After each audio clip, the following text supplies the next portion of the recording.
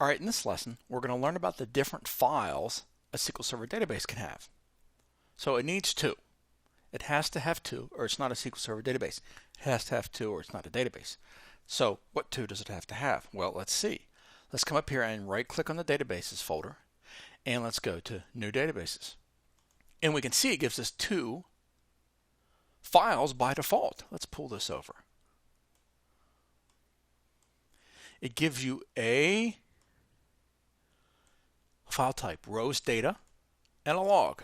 Rows data is the data file. The log is the log file. So if someone says, what are the two files every SQL Server database must have? You say it must have a data file and it must have a log file. Right, it has to have those two. And let's come over here. We want to scroll over. And this is the path, the location to our files. Now watch when we type a database name, and we'll call this database Mike. And you can see named the logical name Mike and Mike underscore log. Now the industry standard name for a log file is an MDF. It doesn't have to be, but I would suggest you make it an MDF. So let's go with Mike.mdf. All right, so that is the data file. How about Mike underscore log.ldf, log data file. All right, so let's script this out and take a look at this. Let's forget all this. For now, I just want to show you the basic syntax of creating a database. Create database statement, Mike. Containment none, ignore that now. On the primary file group, ignore that now, we'll talk about file groups in a minute. The name of the file, right?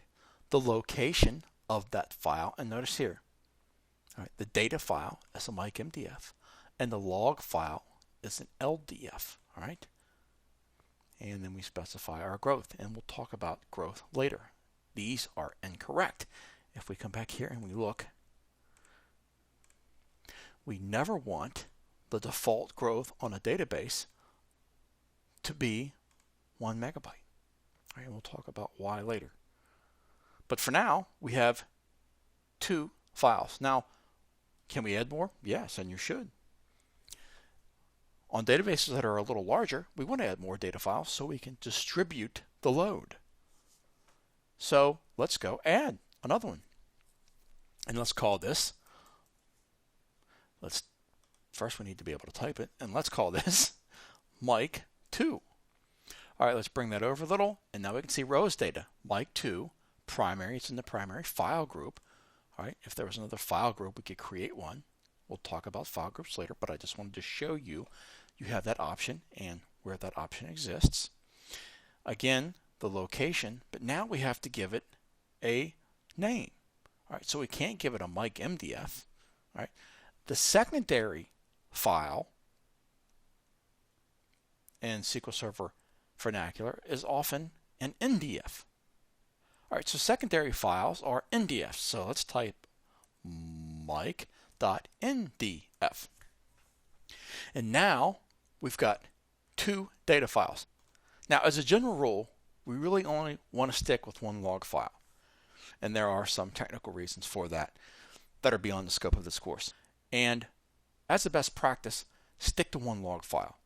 And depending on the size of your database, if it's only going to be a very small database, then you can probably get away with one data file. If it's going to be a 50 gig database, eventually, at some point, then you probably want to start with 4 data files. All right, you want to start with something to spread that load out. And we'll talk about why you want to spread that load out later. It has to do with I/O mostly. So let's script this again. Now let's come back, and you can see we've created a second file, a second data file. So in essence, we have two files. We have a data file, right? Two data files and one log file. So we have data files and log files on SQL Server databases.